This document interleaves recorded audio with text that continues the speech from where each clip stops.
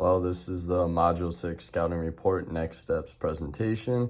The game that I watched was live on television today in the Premier League. It was Manchester United against Newcastle at 2. This is the scouting report of an individual. The player I did was Marcus Rashford, number 10 from Manchester United. If you go here, we look at the legend and key for the 12 skills used. I put little stars since Marcus Rashford is a winger, which is also circled right here.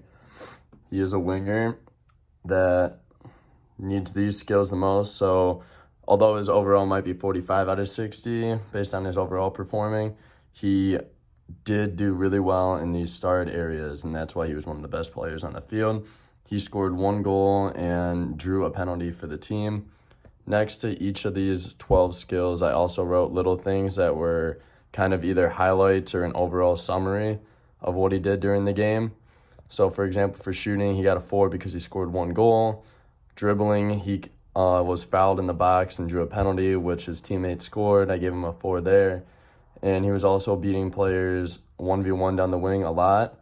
This is why I gave him 4s and 5 for speed and dribbling and ball control.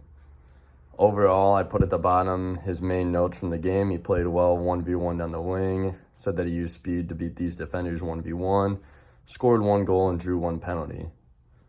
So that's a good game for that individual. And then for the team, I also did an overall. It was about the same thing with the 45 over 60. I wrote that it was 1-1 at halftime and they won 3-1. So this is some of the biggest highlights is that I gave them a 5 for endurance. I thought that they were good today, but they just outworked their opponent, and then class was just shown. For ball control, they had 70% possession, which is very good. So I gave them a 4, even though it could have been better. They could have been better in possession. Same with passing. They almost had 700 completed passes, which is a high number, but I've seen higher, so I didn't give them a 5.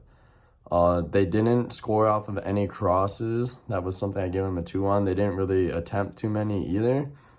Heading, they won a lot. In the airs, you can just read all of these.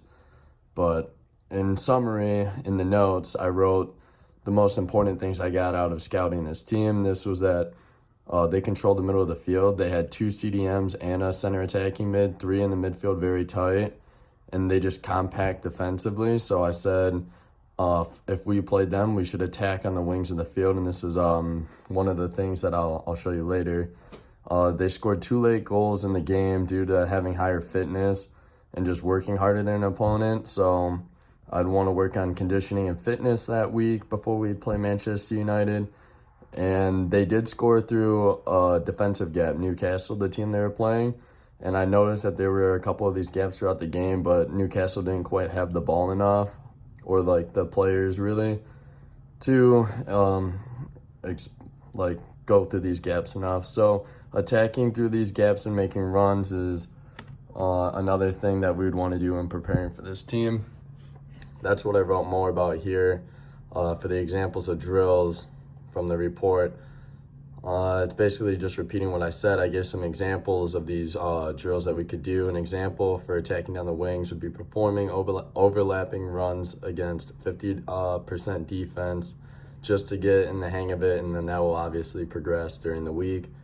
Increasing team fitness, just a drill example is conditioning for 15 minutes at 80% of your max heart rate, and making attacking runs through defensive gaps. A drill for this would be completing passes successfully 5 times in scrimmages through defensive gaps. And overall, to address each item on the scouting report, I created an overall rating for the player or the team.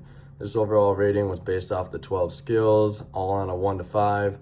Additionally, I wrote comments about each of these skills in the report, and with these comments, I was able to easily summarize the key takeaways from the game.